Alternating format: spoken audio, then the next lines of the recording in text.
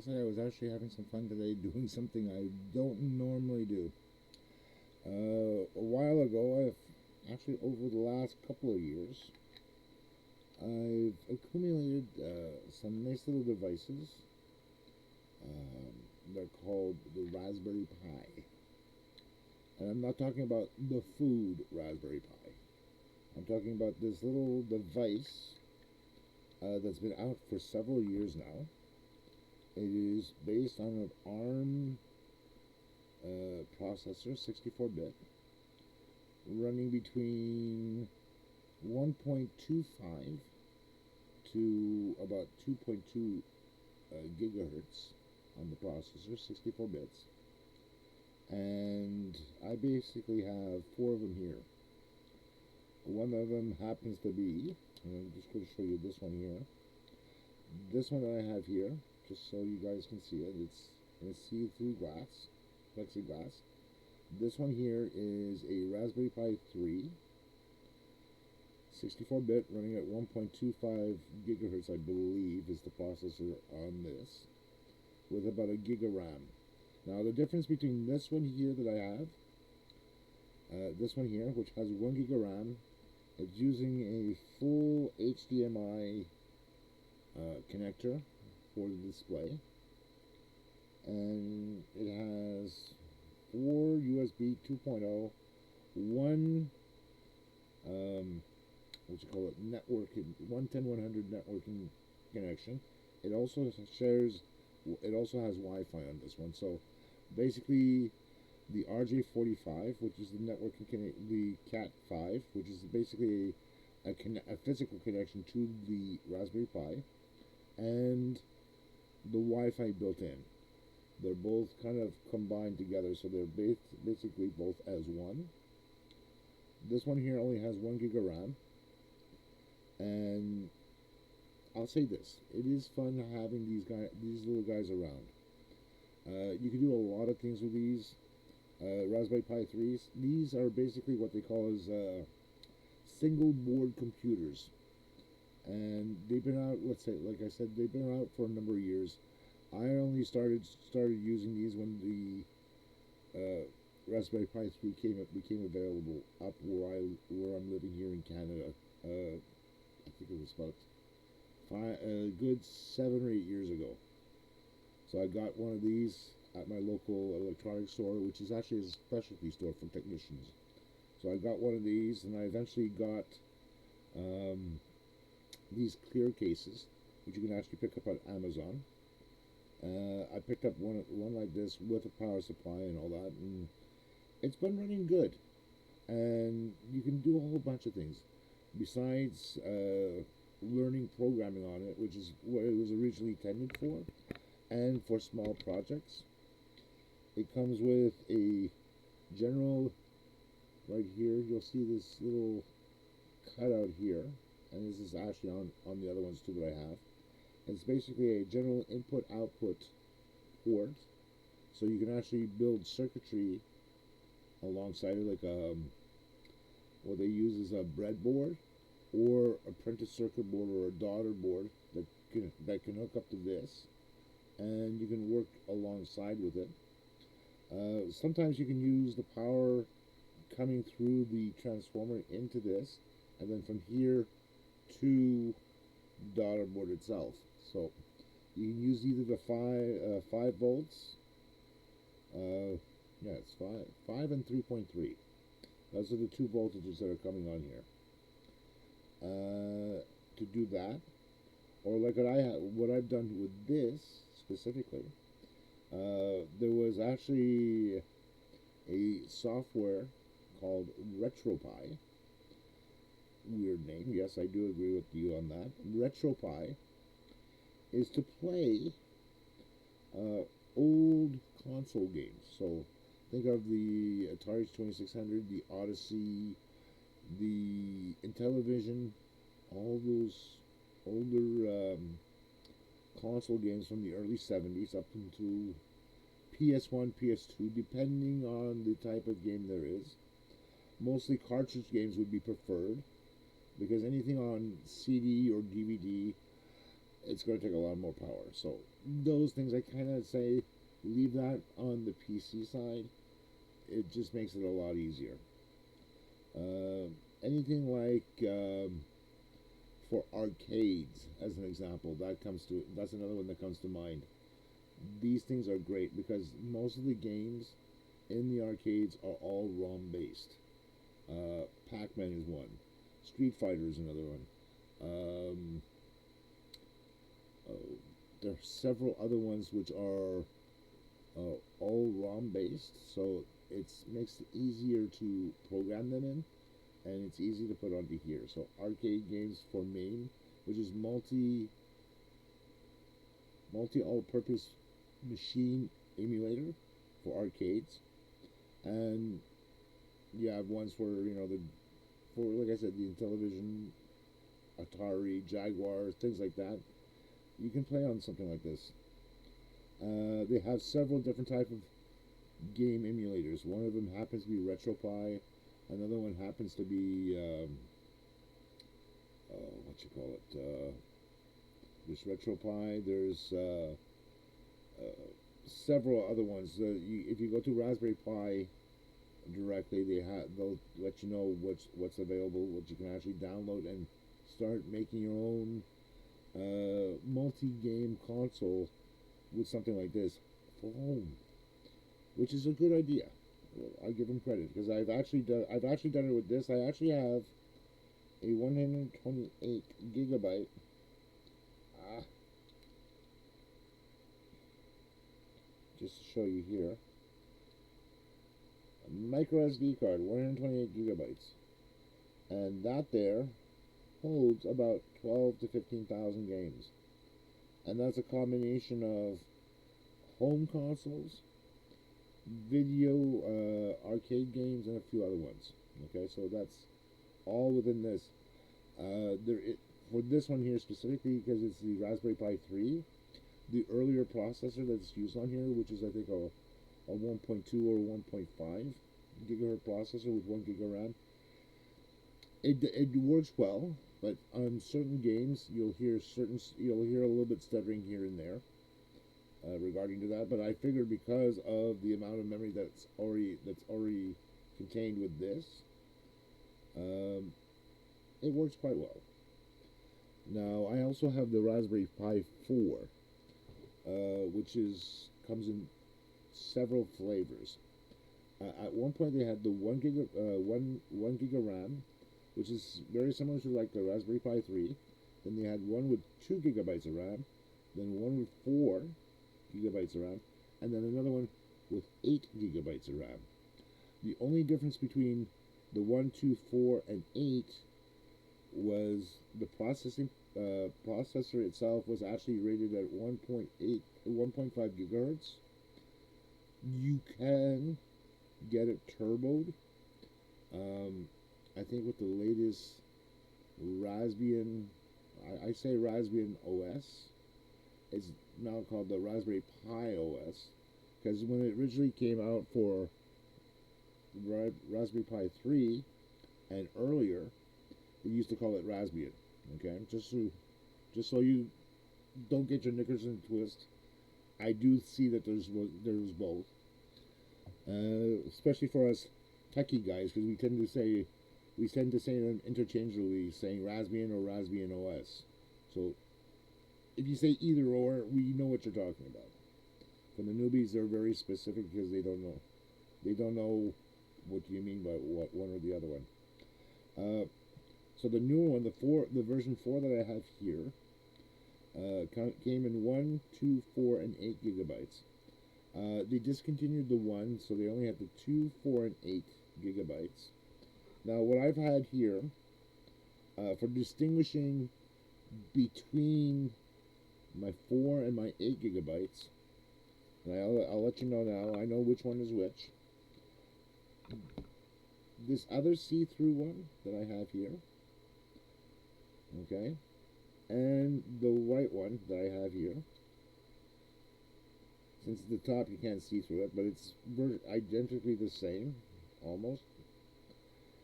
Besides one being smoked, which is this one here with the white siding, and this is the clear one on both side and top and bottom, is 4 GB.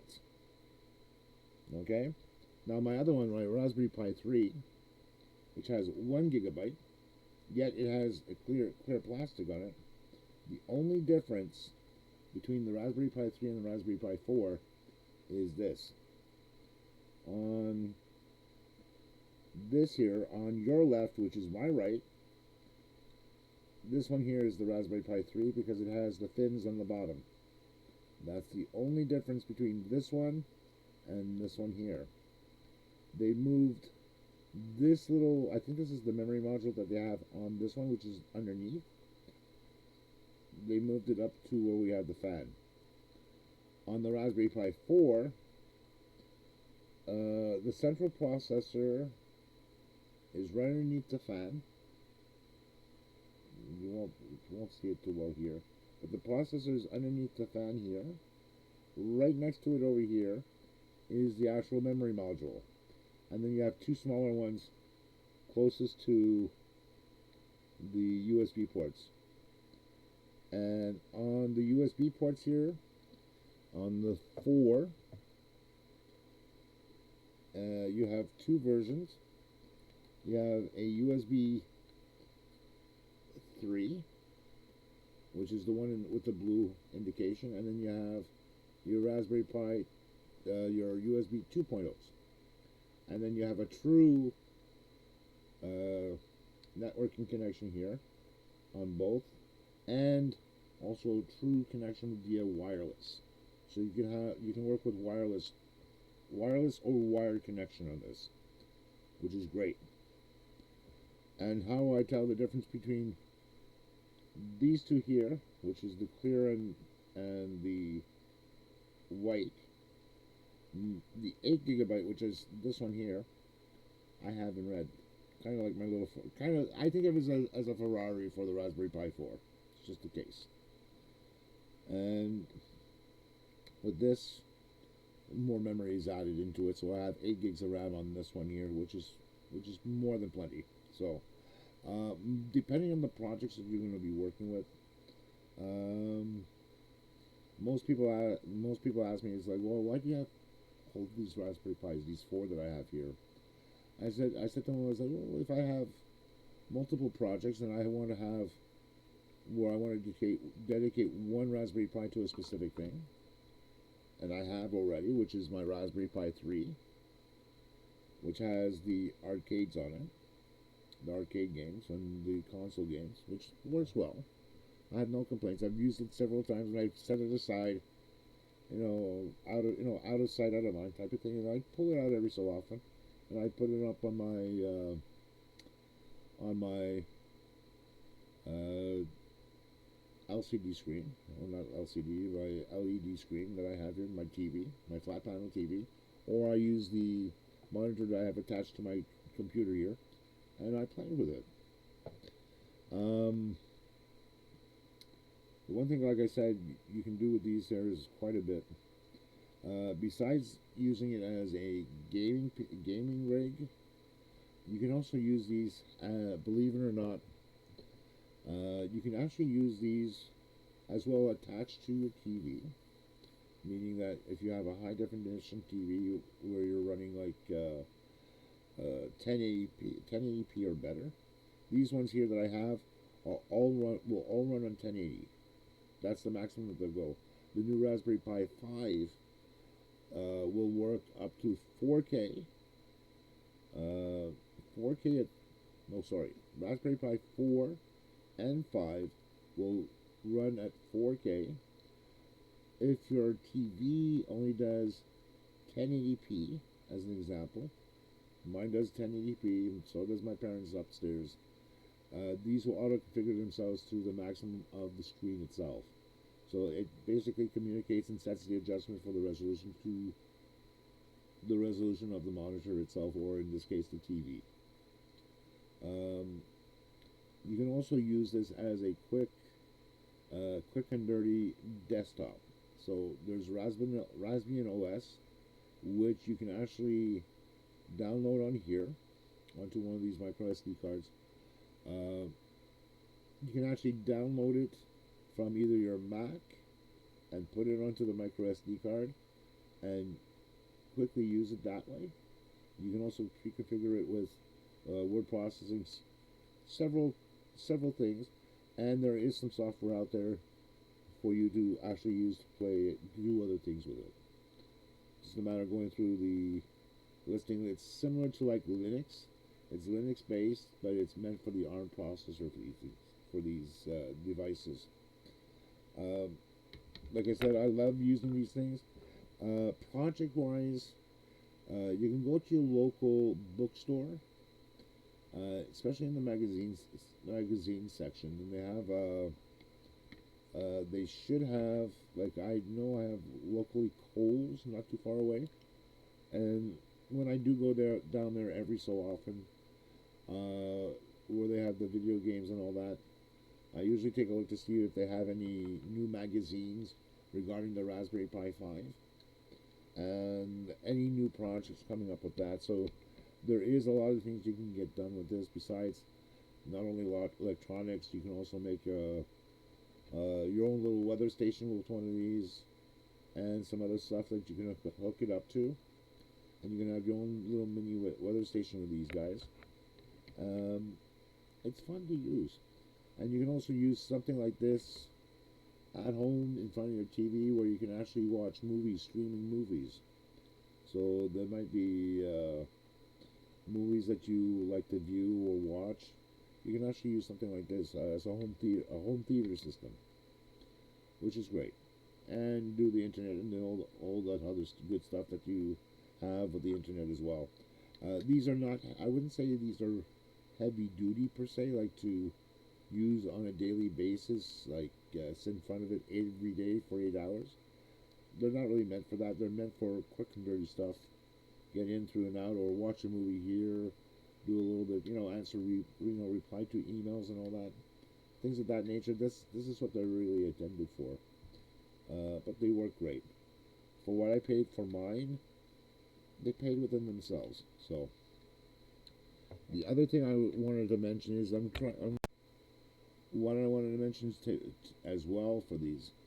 I'm waiting to see on pricing for the Raspberry Pi 5, because the Raspberry Pi 5 has already been out, but I'm just looking at Amazon, because they have some nice cases, different type of cases besides the ones I have here, with a nice little add-on, which is the NVMe drive. So you can actually put in a drive in there. Um, you can put I think up to 2 terabytes on an NVMe, which I have used on my current system here as an extra data drive, and it's quite speedy. The micro SD cards are fairly fast, but they're really limited to the class of micro SD cards that you have in there. So by eventually upgrading to something that's a little bit more faster, which is like the NVMe drives, which are way quicker than the SD cards, micro SD cards, you can get away with a lot more work with them. So, and that's why I'm waiting for that. The 200 128 megabytes, or not 128 megabytes, the 256 128 gigabytes up to, I would say, 512 gigabytes. They're good for what they're worth. 150, 160 megabyte transfers. That's good for small little things, but if you're going to do something that's more intensive, where you're transferring a lot of data and all that, or within reason, something like that, there you would definitely need a HVMe, because these micro SD cards do have a limited life shelf on how much they can be used before you basically have to toss them out. So overall, if you are interested in something like this, to learn programming on, to see what they can do, create little projects with them, learn a little bit of electronics, besides electronics, learn to program with them, learn to create something with them that you can do a whole bunch of things with. Even use it as a small little recipe thing there inside your kitchen. Just put a monitor, hook up a monitor, keyboard and mouse, put a recipe book in there. Boom, you're done. You're good as golden. Like I said, this is all Linux based. It's not Windows based or Mac OS 10 based. It's Linux. Just bear in mind, please, because I've seen so many people. Yeah, but I use so used to use it. Don't think when you use Mac OS 10 or Windows 10 or Windows 11 in some cases, it's not the same. Keep that in mind, okay? I I use at work Windows 11. That's what we have for the company workstations. When I'm on this here alone on my little Raspberry Pis, I gotta think Raspberry Pi. How do I do this? How do I do that? Sometimes I do a lot of research just to backtrack on notes, how to do it. But yet that's what it's there for. It's meant to be learning in a fun way. So overall, I like these things. Uh, it's just something I like to goof around with. It's just for fun, play fun. Okay. Now, 2 thumbs up if you like it. 2 thumbs down if you don't like it. Tell me what I can do and improve. I'll catch you guys later.